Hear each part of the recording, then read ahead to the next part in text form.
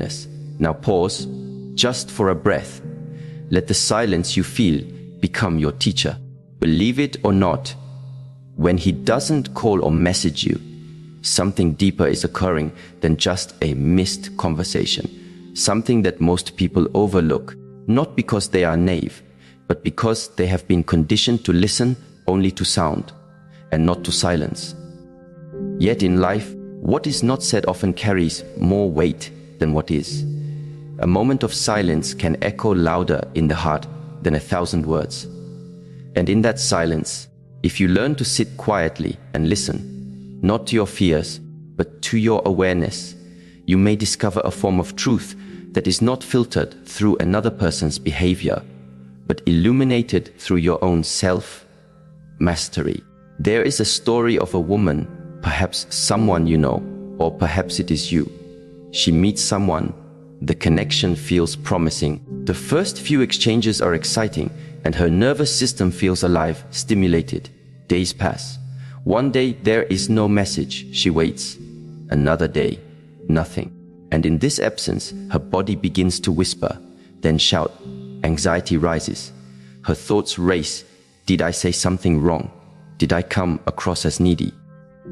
Was he just pretending? But here's the truth: the silence was never the problem.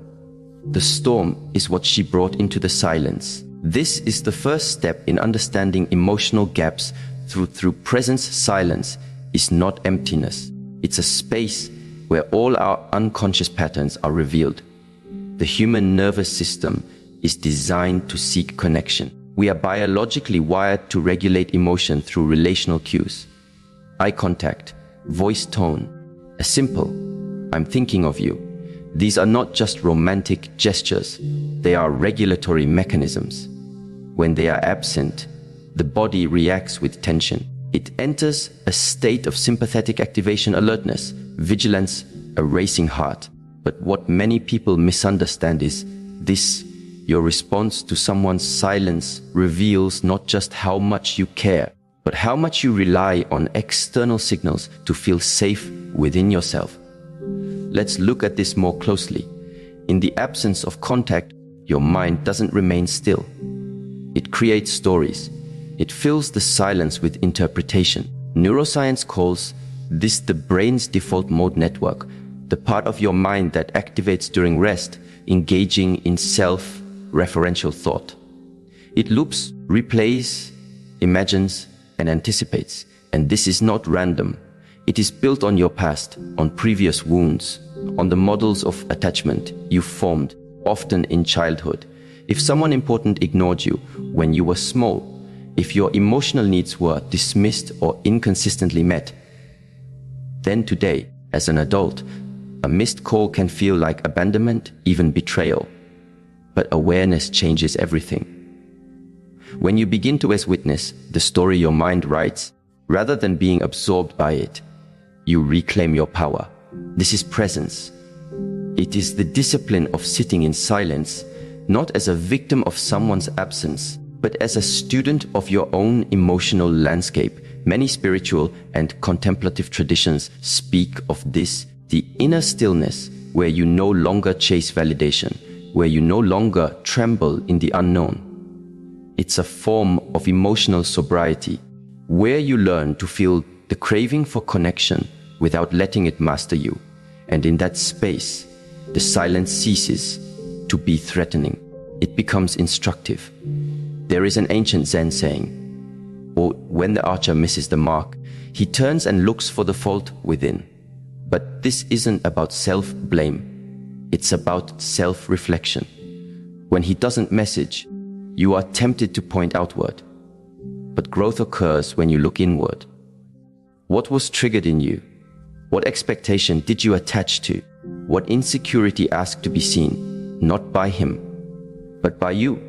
This brings us naturally into the second layer, the difference between attachment and attunement. Two people can both desire closeness, but one seeks it from a wound, the other from a place of inner fullness. One says, S, if you don't message me, I fall apart. The other says, F, your silence is noticed, but it doesn't define me. Attachment is a biological mechanism. It develops early and is shaped by our caregivers. It is not a weakness, it is survival. But as we grow, our spiritual task is to evolve from attachment into attunement. That is, from seeking others to regulate our emotional world to becoming aware of what our emotions are asking for. The difference is subtle but profound. Attunement is not about reacting to someone's behavior. It is about responding to your own needs with clarity and compassion. It is the skill of recognizing, yes, I feel hurt that he didn't call, but what am I truly needing right now? Is it reassurance, connection, or perhaps a reminder that I am already enough? When you become attuned to your inner state, your relationship shift. You stop interpreting someone's silence as a verdict on your worth. You start listening to it as information, not about them, but about where you are still seeking healing. Let me share another example. A man in his early 40s came to understand this difference through the pain of a breakup. He was engaged to a woman who gradually began withdrawing. First fewer messages, then less time together. Finally, she ended it with a vague explanation. His first instinct was to question her silence. Why didn't she communicate? Why did she change? But in time, with stillness and reflection, he realized the deeper truth. He had been confusing her presence with safety. When she stopped responding, it wasn't just loneliness he felt. It was abandonment echoing from a childhood where his emotional expressions were ignored. The silence was not just hers. It was his own unmet grief returning to the surface. This kind of realization doesn't come from intellectual effort alone. It requires the willingness to sit with discomfort, to observe it without rushing to fill it. This is the essence of emotional discipline. When you discipline the mind not to chase the other person's attention, but instead to stay present with your own sensations, your emotional world begins to mature, and you stop needing the other to call in order to feel whole. Here, modern psychology and Eastern wisdom meet. Psychology teaches us that emotional regulation is a learned skill. We can train ourselves to respond with awareness, not reaction. Meditation, breath work, somatic practices, they all serve the same purpose: to increase the gap between stimulus and response. That gap is where freedom lives. Eastern teachings, especially those rooted in Taoist or Zen traditions, often remind us that what we chase will run from us, and what we release may return. Though by then, we may no longer be waiting. This is not cynicism. It is the understanding that when your center is within, your peace is not negotiable. Someone's silence may still touch you, but it no longer destabilizes you. So, what does it mean, really, when he doesn't message you? It might mean he's distracted. It might mean he's no longer interested. It might mean he's testing boundaries, or simply that he's not capable of the depth you desire. But beyond all that, what matters more is what it activates in you. Does his silence cause your identity to crumble? Or does it push you deeper into self, knowing your work is not to decode his silence? Your work is to understand your own noise in response to it. The questions spiraling in your mind. Am I not enough? Did I do something wrong? Is he with someone else? These questions are not new. They are echoes of an old blueprint, one you've perhaps been living unconsciously for years.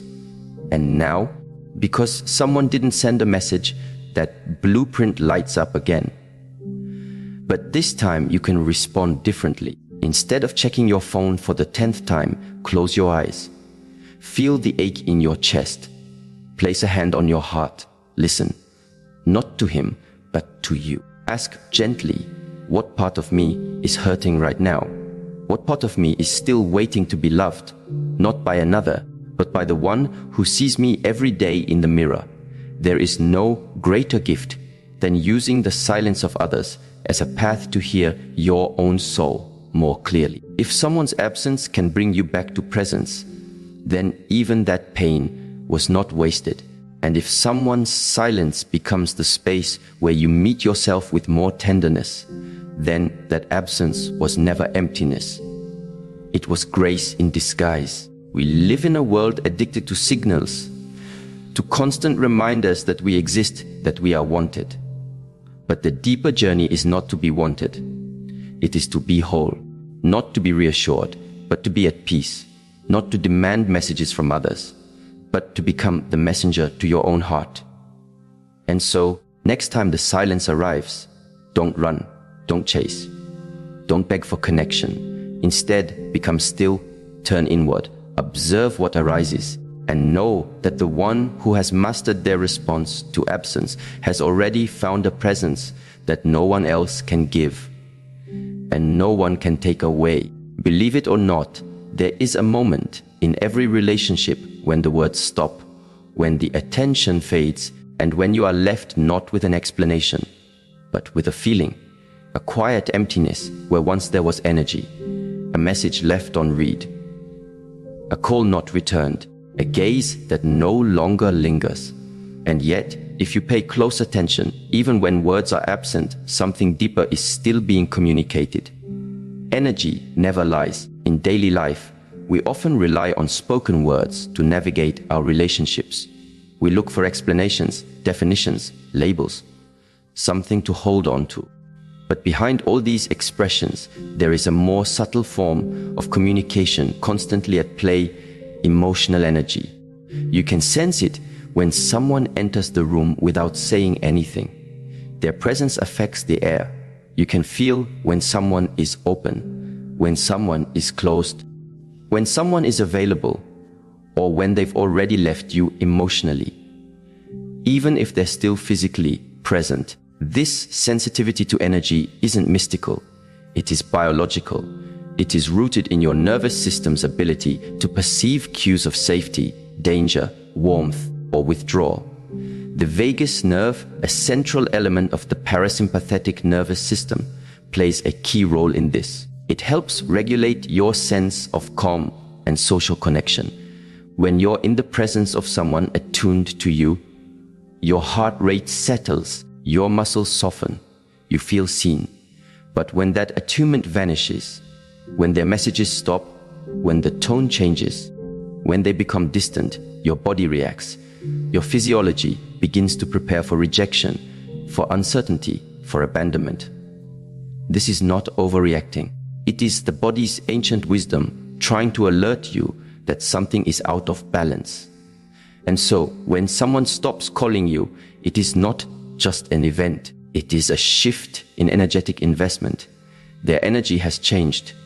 And while it may be tempting to analyze their behavior, to overthink their motives, what matters more is how their energetic withdrawal affects your emotional system and what that reveals about your inner alignment. There is a short story told by a woman who was in a relationship that began with great intensity. In the beginning, they spoke every morning. Good morning texts, late night calls. Then slowly, without warning, the rhythm shifted. The check-ins became less frequent. The warmth she had once felt in his words began to cool. She asked him, "Is something wrong?" And he said, "No, I've just been busy." But energy never lies. Though the words said everything was fine, his energy said something else. He was pulling away. This dissonance, when words and energy don't match, is one of the most painful forms of confusion, because the mind hears one message, but the body feels another. And if you are not deeply grounded in your own emotional truth, you may ignore what your intuition already knows. You begin to rationalize. He's tired. He has work stress. He's just overwhelmed. You give more than is required. You adjust yourself to accommodate his distance. But in doing so, you abandon your own energetic sensitivity. You silence your own internal compass. The truth is this: when someone's energy toward you shifts, that is their communication. You don't need them to say, "I've lost interest." You don't need a dramatic ending. All you need is to trust what your body already knows. Because when someone values you, their energy aligns with their actions. And when someone is unsure, that confusion will show up not only in what they say, but in how they say it, and more importantly, in what they no longer do. There is a certain dignity that comes with learning to read energy, to trust it, and to honor your own. Because energy doesn't lie, but we often do, especially to ourselves. We lie by pretending we're not hurt. We lie by making excuses for emotional absence. We lie by accepting less than we need, hoping that one day they'll change. But your energy, your inner vitality, your emotional clarity, they all begin to diminish the moment you deny what is being silently revealed. This leads us to the mind's subtle role in all of this. The moment someone stops showing up, the mind begins to work overtime. It creates scenarios. It builds narratives. It desperately seeks meaning. This is the function of the thinking mind: to protect, to predict, to process. But here lies a danger. When the reality of a situation is painful or unclear, the mind often refuses to accept it. Instead, it creates its own version, a reality that soothes rather than confronts.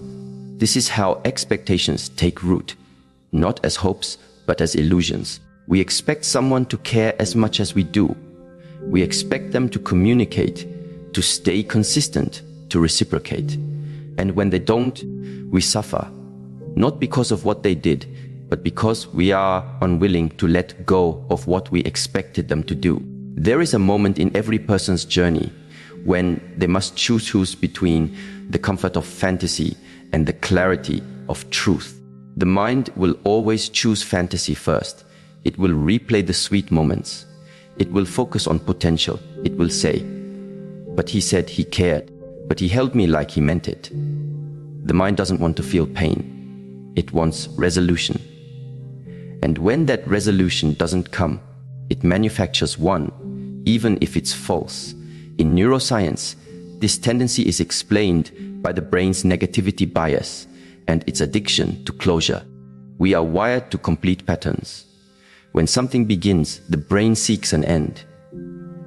But in human relationships, the end doesn't always come with closure. Sometimes the end comes with silence, with ambiguity, with a slow fading that leaves you with more questions than answers. So how do you find peace in that space? You begin by questioning your expectations. Where did they come from? Did you ever agree on them with the other person, or were they silently created in your own mind? Were they based on reality or on the version of the relationship you wanted to be true? There is a young woman who once shared that after her partner stopped calling, she felt a wave of shame. Not just sadness, but shame. She said, "So, I feel like I wasn't enough to keep him interested." But in time, through deep reflection, she came to see that it wasn't her worth that was lacking. It was her expectation that someone else would validate her worth through consistency. This shift is critical. When you hold someone else responsible for proving your value, your emotional state becomes dependent on their behavior. But when you take responsibility for how you respond to unmet expectations, you reclaim your inner authority. This is the work of self-awareness, to realize that your suffering is not caused by what happened, but by the resistance to what is. Resistance to change, resistance to loss, resistance to uncertainty. In Eastern philosophy, there is a concept called the Wu Wei, non-resistance or effortless action. It teaches that when we flow with what is, rather than clinging to what we wish were true, peace becomes possible. And so, when he doesn't call and your mind begins to spiral, you have a choice. You can tighten your grip, or you can let go, not in bitterness, but in clarity. Letting go doesn't mean you don't care.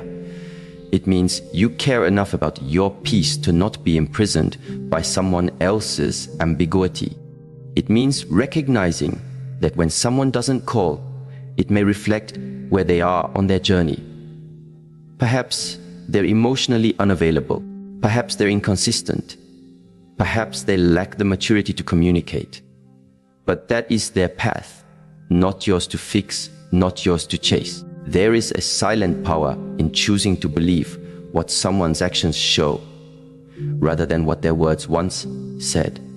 And perhaps more importantly, to believe in what your own body, your own energy, your own intuition continues to whisper. This doesn't feel good. This doesn't feel aligned. This doesn't feel true. But the sooner you trust that signal, the sooner you stop wasting energy trying to convince yourself otherwise. Sometimes in life, people leave without leaving. They become emotionally absent long before they physically exit. The challenge is not to keep them. The challenge is to notice the moment they begin to drift and to decide. Without drama, without anger, whether you will drift along or stand firm in your truth. You are not here to chase energy that pulls away. You are not here to beg for someone's attention. You are here to live in alignment with what is real. And reality is this: when the energy changes, the relationship changes. When the expectation is unspoken, the disappointment becomes inevitable. When the mind insists on a fantasy, the heart continues to bleed. But when you see clearly, when you truly see, you set yourself free, and from that freedom, a new way of relating is born. One that doesn't seek safety in others, but brings safety into the relationship. One that doesn't cling to promises, but listens to presence. One that doesn't ask, why hasn't he called, but asks instead, hey, how does this situation reflect the relationship I am cultivating with myself? Because the way someone treats you is one part of the story, but how you respond, that is the story of your evolution. There is a certain unspoken truth about relationships that often remains hidden beneath all the advice, books, and conversations.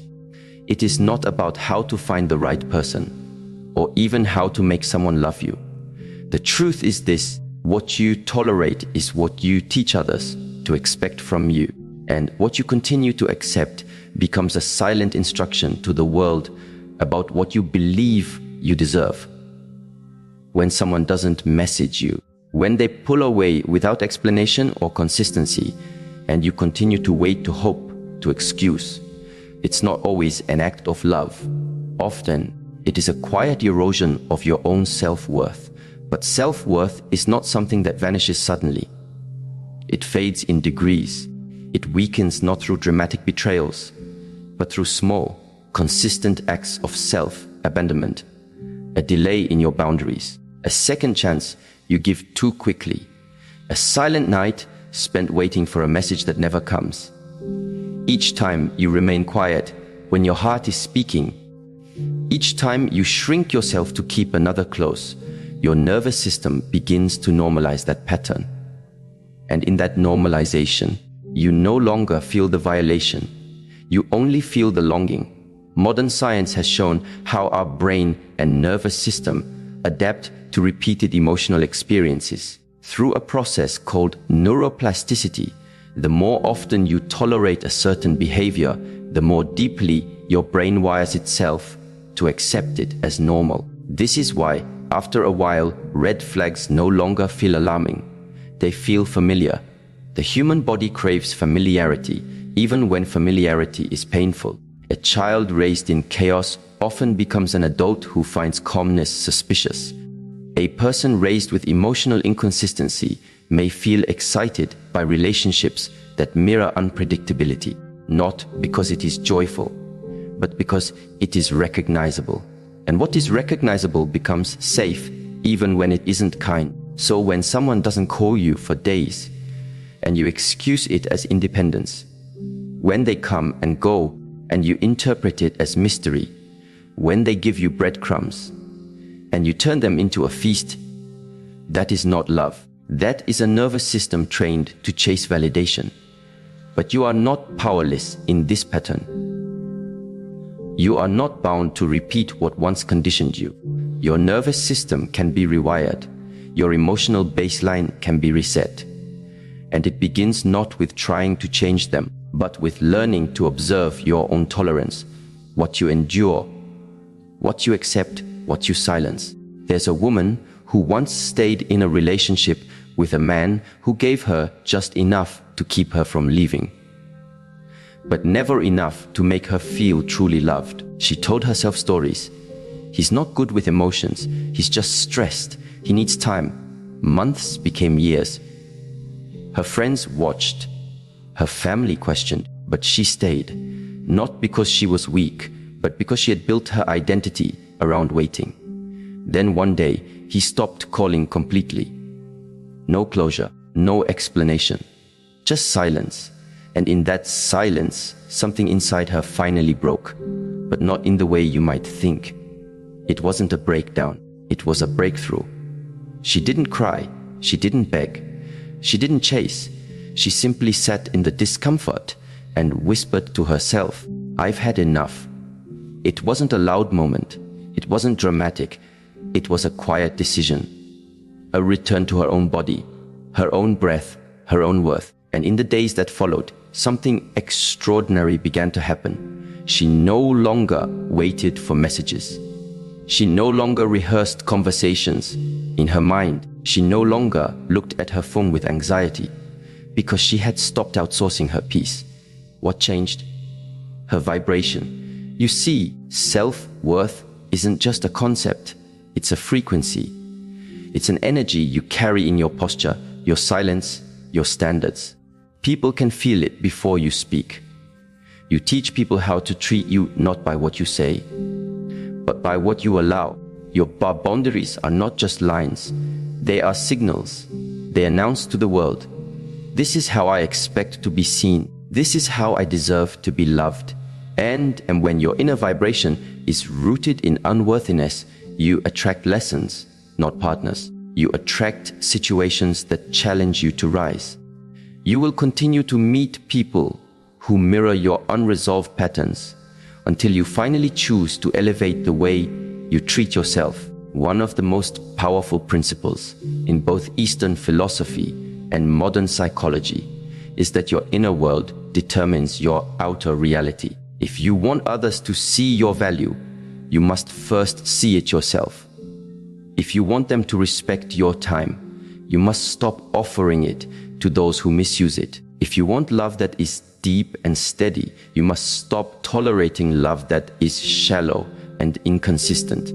The process of reclaiming your vibration is not about ego. It's not about proving your worth or demanding attention. It's about learning to stand so deeply in your own presence that you are no longer pulled by the tides of someone else's inconsistency. There is a story told in Eastern teachings of a monk who was asked by a student, "What is the key to love without suffering?" The monk replied, "Do not seek to be filled by another. Learn to hold your own bowl first." The student was confused. But what if someone wants to pour into it? The monk smiled. "Vave, if your bowl is empty and theirs is too, both will leave thirsty." We often forget this. We seek others to fill the voids we have not yet explored within. We chase their messages, their presence, their affection. Not because we want them, but because we fear facing the places in us that still feel hollow. But that hollowness is not a curse. It is a space for awakening. It is a sacred invitation to ask, one, what part of me still believes I am only valuable when I am chosen? And here is the paradox. When you no longer need to be chosen, you become irresistible. Not because you play games, but because your energy is whole. You stop broadcasting desperation. You stop emitting lack. You stop vibrating from the place of, please pick me, and start living from the place of, I already choose myself. From this place, you begin to act differently. You don't wait for calls that don't come. You don't settle for one-sided effort. You don't pretend that someone's silence is strength. You look reality in the eye and you decide what is aligned and what is not. And here's something most people miss. Raising your vibration often means being alone for a while. It means walking away from the people who once felt like home. It means saying no to the familiar chaos. It means choosing peace over passion that burns out. It means sitting in your own company long enough to no longer fear your own presence. There is wisdom in solitude, not loneliness, not isolation, but conscious solitude. A space where your nervous system recalibrates, where your heart learns to beat without needing to sync with another. In this stillness, your standards become sacred again. And when someone new arrives, you no longer adjust your rhythm for theirs. You listen. You observe. You protect your energy like it's the most valuable treasure, because it is.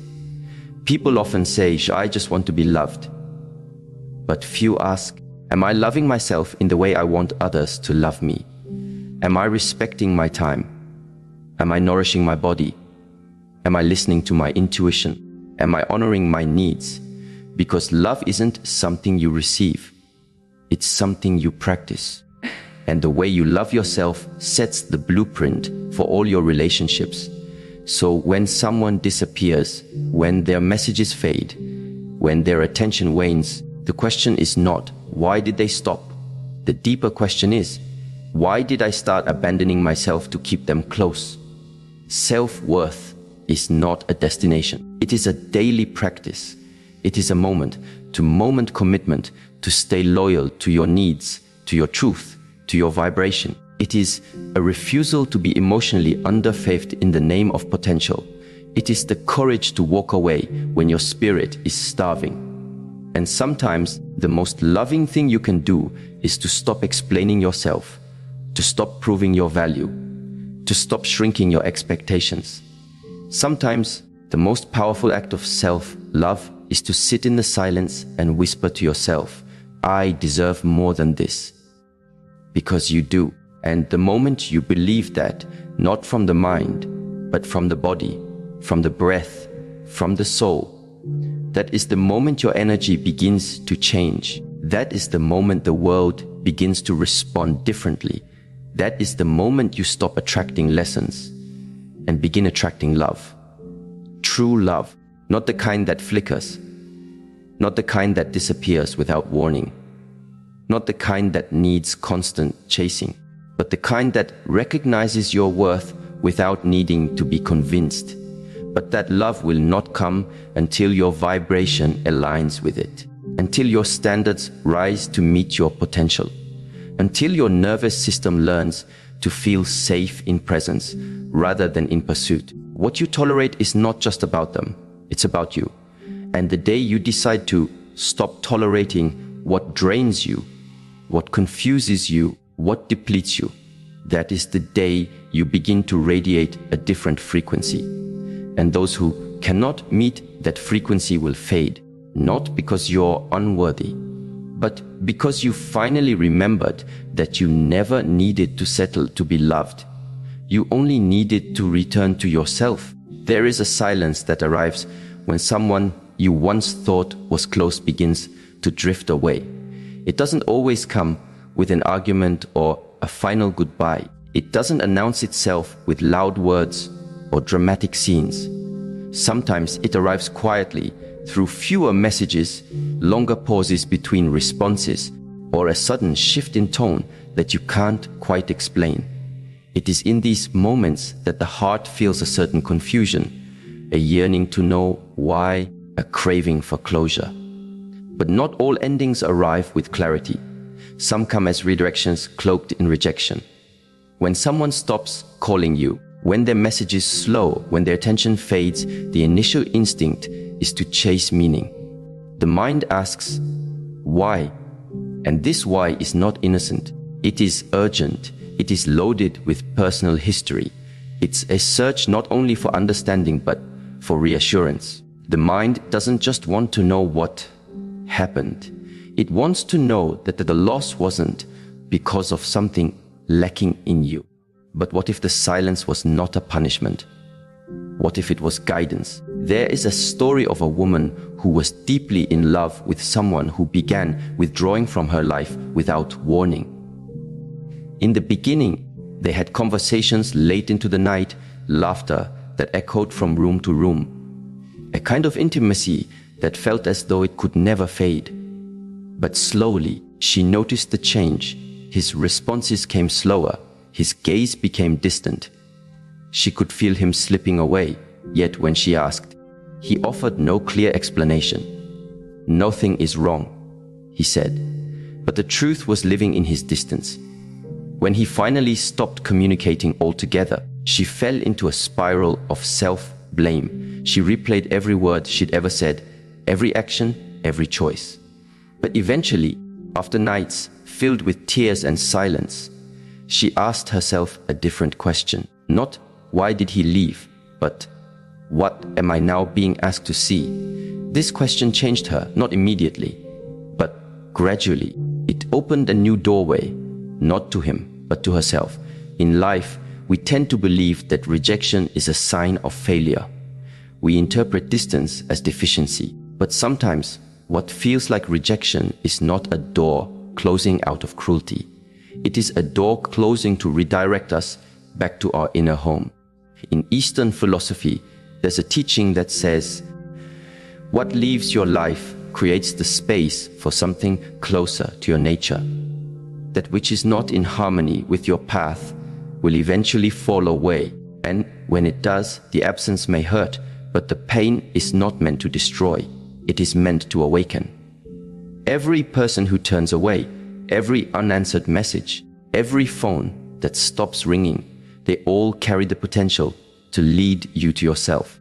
But only if you stop chasing after their presence and begin listening to what their absence is teaching you. You cannot force someone to stay who has chosen to leave.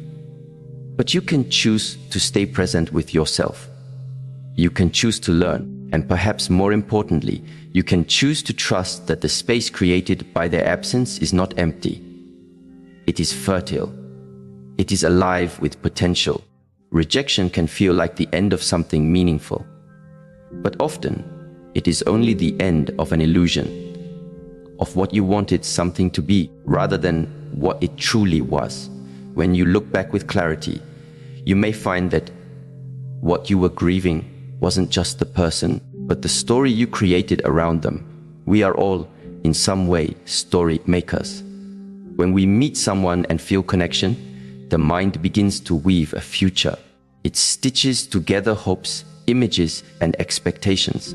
And as time goes on, we become more attached not just to the person, but to the version of the life we imagined with them. So when they pull away, when they no longer reach out, it's not just a loss of communication. It's the unraveling of a narrative we had written in invisible ink. But just because a story doesn't unfold the way you planned doesn't mean it was meaningless. Some people enter your life to show you who you are not. Others arrive to challenge what you believe you deserve. And a few, without knowing it, teach you the art of letting go with grace. There is wisdom in the redirection that rejection offers. It forces you to reevaluate your boundaries. It invites you to reclaim your worth.